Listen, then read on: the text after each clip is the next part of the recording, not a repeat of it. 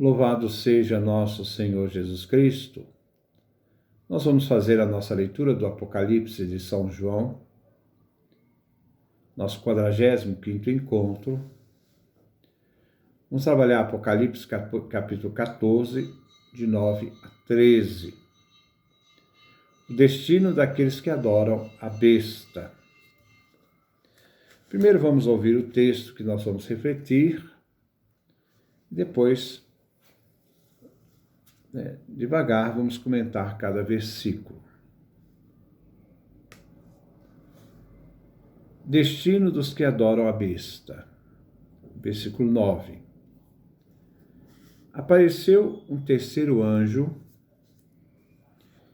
e continuou em alta voz: se alguém adora a besta e a imagem dela, recebe sua marca na fronte ou na mão, esse também vai beber o vinho do furor de Deus, derramado sem mistura na taça da sua ira.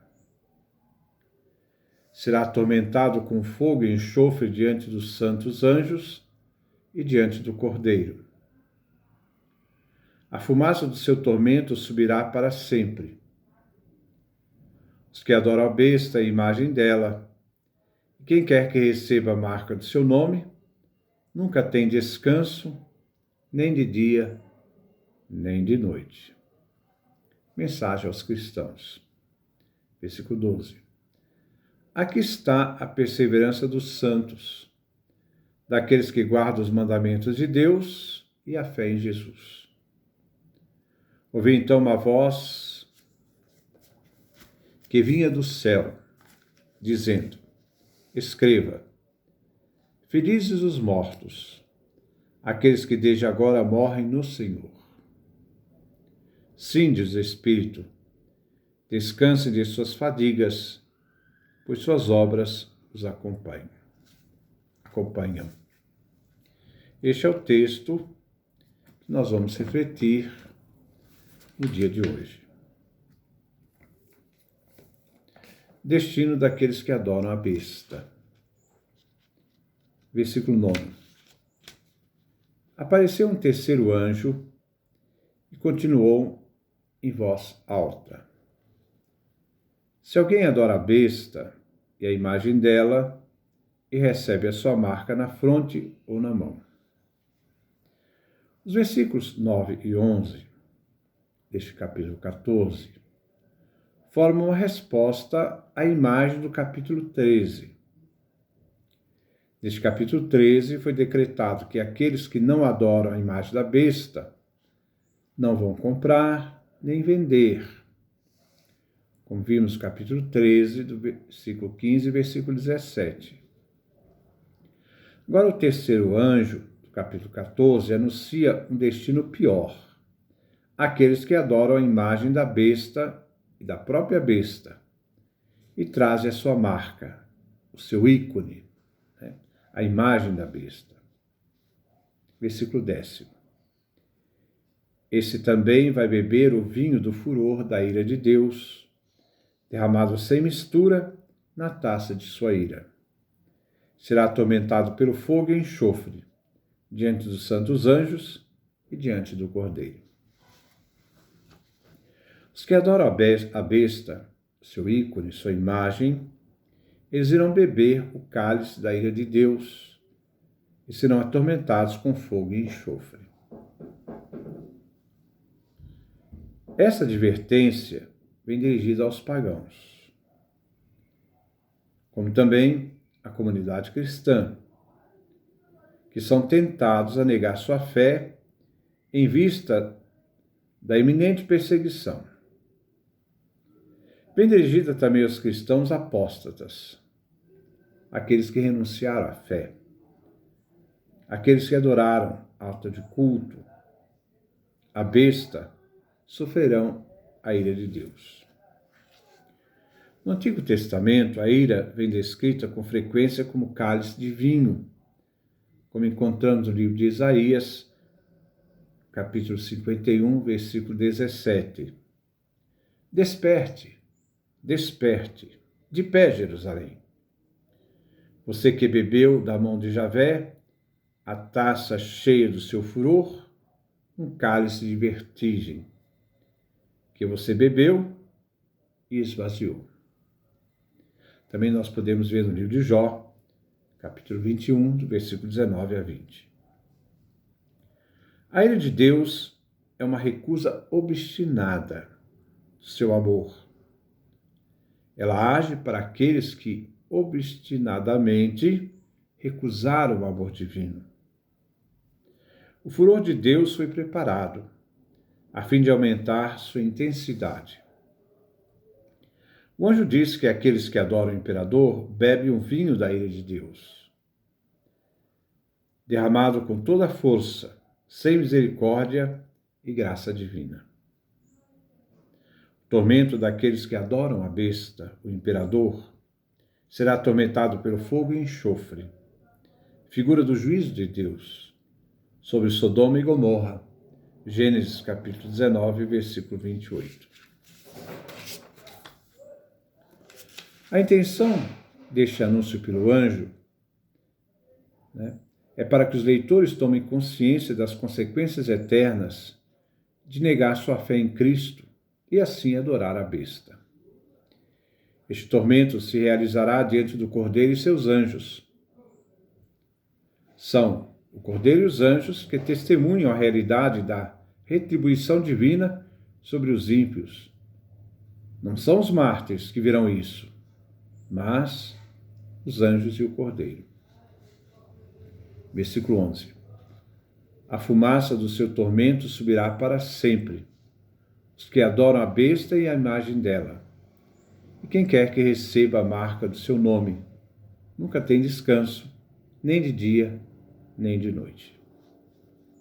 O castigo dos condenados não é de caráter temporal, mas eterno. A fumaça dos tormentos dos ímpios, adoradores da besta e seu ícone, a imagem, sobe pelos séculos sem fim. Não existe esperança de absolvição. Pagarão um preço eterno de terem escolhido o mal em lugar da justiça, do bem. Sobre o fogo eterno, temos algumas testemunhas em Jesus. É melhor entrar no reino dos céus sem uma das mãos do que ter as duas e ir para o inferno que não se extingue, nos diz Jesus no Evangelho de São Marcos, capítulo 9, versículo 44. Paulo nos traz outra imagem. De fato, há uma ordem de sua voz, do arcanjo, ao som da trombeta divina, o próprio Senhor descerá do céu. Então os mortos ressuscitarão primeiro. Depois os vivos que estiverem ainda na terra, seremos arrebatados junto com eles para as nuvens no encontro do Senhor nos ares. 1 Tessalonicenses, capítulo 4, versículo 16 e 18. No Evangelho de João, capítulo 5, 29, vê outra realidade. Não fiquem admirados com isso, porque vai chegar a hora em que todos os mortos que estão nos túmulos ouvirão a voz do Filho, sairão dos túmulos, aqueles que fizerem o bem vão ressuscitar para a vida, os que praticaram o mal vão ressuscitar para a condenação. Também no Apocalipse, capítulo 20, versículo 13. Cada um foi julgado conforme a sua conduta, a sua ética.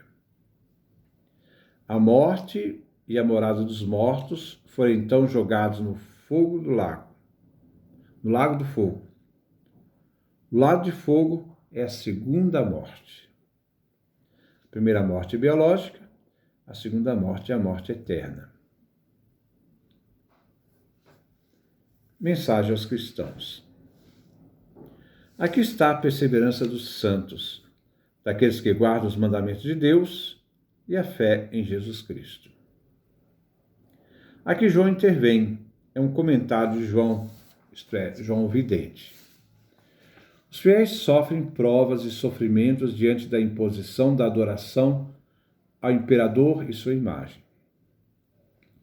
Se existia submissão ao imperador, naquela época, Aquele que não adorava sofria o martírio, a morte.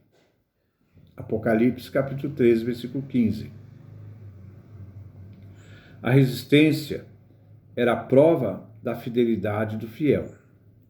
Manter a adesão a Cristo era rejeitar a proposta da besta, do imperador, de adorá-lo. O preço da apostasia, de renunciar à fé, será o tormento eterno. O sofrimento temporal é o encontro com a vida, por meio da fidelidade. Os fiéis obedecem à revelação divina, guardam seus mandamentos e mantêm a constante dependência de Jesus, aqueles que guardam a fé de Jesus. Versículo 13. Ouvi então uma voz que vinha do céu dizendo: escreva, felizes os mortos, aqueles que desde agora morrem no Senhor. Sim, diz o Espírito, descansem de suas fadigas, pois suas obras as acompanham. João, depois de comentar o versículo 12, diz: ouvi uma voz cuja origem divina vinha do céu. João não estava no céu, mas ouviu uma voz que vinha do céu.